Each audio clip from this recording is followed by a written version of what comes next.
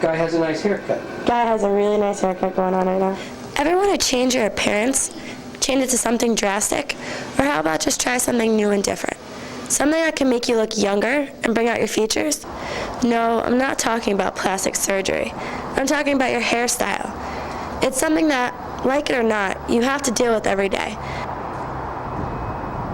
Today's guest will give us a glimpse at a day in the life of what it's like to be a professional hairstylist. Beyond the scissors, the hair dye, and the endless amounts of clients, there's a passion and a drive that one must possess in order to be on top of the game. A passion and a drive that our guest today most definitely possesses.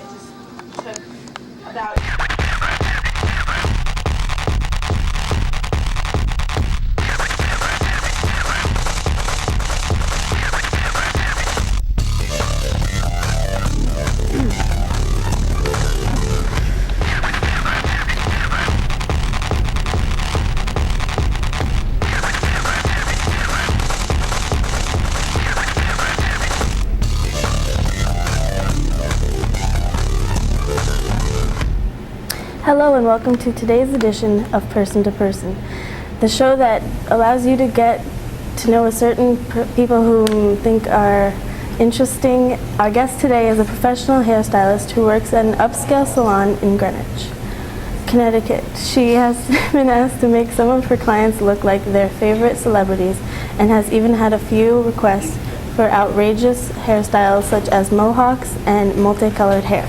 Please join me in welcoming our guest today, Dina Venjo. Hi. Okay, now just like any other job, you never start at the top. You have to work your way up. What were some of the things you had to do before you were actually allowed to cut and color people's hair?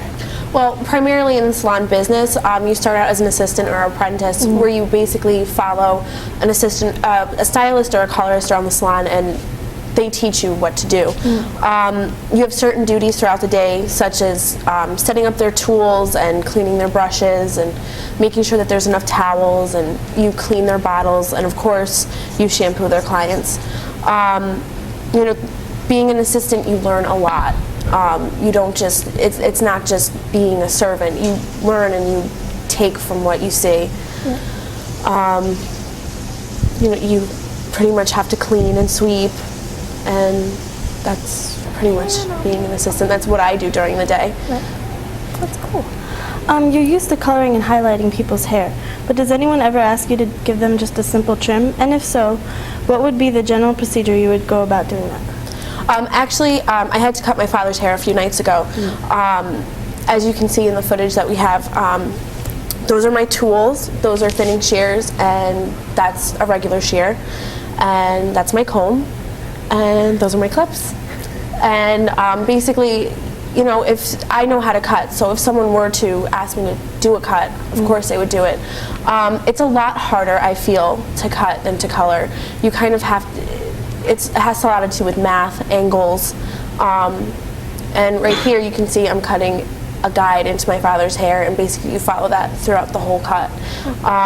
I find that men's cuts are extremely, extremely hard because you make one mistake and you see it. I mean, you can't cover it up. As with long hair, you make a mistake and it just kind of, you know, but there's a part when you're cutting the men's hair, like right around the ear, that you have to be really, really, really careful because you can like hack off their ear. It's really scary to cut. Okay. You work at Hopscotch, a very upscale salon. Can you tell us about what the atmosphere is like? We like to call Hopscotch the Rebel Salon of Greenwich. We love loud music and having fun. We play anywhere from like techno dance music to classic 80s and 90s rock.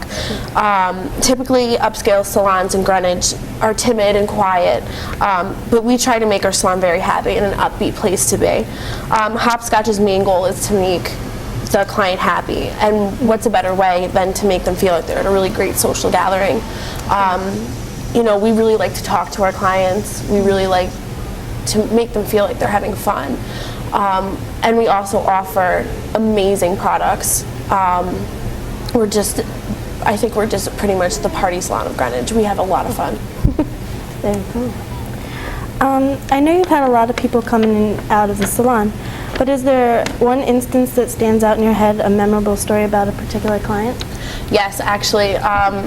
there was this one client when I first started at Hopscotch that I had to shampoo, and before she even came into the salon, I was warned about her. She's very snooty. She likes everything to be perfect. She doesn't like any mistakes to happen. So when I brought her back to the sink, I made sure that I had taken her foils out perfectly. I had made sure like all the bleach and everything was rinsed out of her hair. I shampooed her, gave her a great massage. I even gave her a complimentary like $50 mask. Okay, so I gave her what she thought would be a really great experience. So after the mask was done, I had rinsed her. Unbeknownst to me, I had left some conditioner at the back of her neck. So I bring her down to her stylist to get ready, you know, to have her hair cut, and she feels the back of her neck and she's like, "What is this?" And I started freaking out. I was like, "I'm really, really sorry. I'll bring you back to the sink and we'll rinse that." She's like, "Absolutely not. This has to be brought up to your manager." She got actually the owner of my salon and threw the biggest fit that you could ever believe, and she requested that I was to be fired. And I will never ever forget that, and let me tell you, there's never anything left in my client's hair anymore. I make sure everything is perfect. Wow. At least you turned it into a good situation, Yes. I guess. What are some of your future goals? Basically to finish my education right now at Hopscotch. They offer a really great education program, so I'm trying to finish that. And then eventually I'd like to be a special effects makeup artist. I really enjoy scary movies, so I want to be the one to make everything look real. And you know, I would like to be kind of famous. I don't want to just stick to a hair salon. I want to be out there.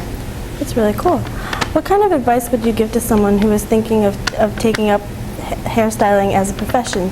Any words of wisdom or encouragement? Absolutely. I would tell them to go straight for it. I mean, it's a great, great, great profession. There's endless possibilities in cosmetology. You can be a stylist at a salon, you can be a colorist, you can do both. And you could be a colorist or a stylist to someone like Britney Spears or Jessica Simpson. There's absolutely no end to it. You can do so much. And I feel that inwardly creative people get their creativity out through hair. And I just feel it's a really great profession, and I would recommend it to anyone who wanted to do it. Awesome. That's really good advice for the future hairstylist. So thank you for coming and giving us some tips and the heads up. I'd like to thank you for taking time out and come to talk with us today. Thank you. Today we got to meet someone who is truly Picasso of hair. She showed us that being a hairstylist isn't just a job, but a passion. We would like to thank our guest, Dina Fairjohn, for joining us today. Thank you. Thank you. We hope you'll tune in for next week's edition of Person to Person. Thank you, and have a good day.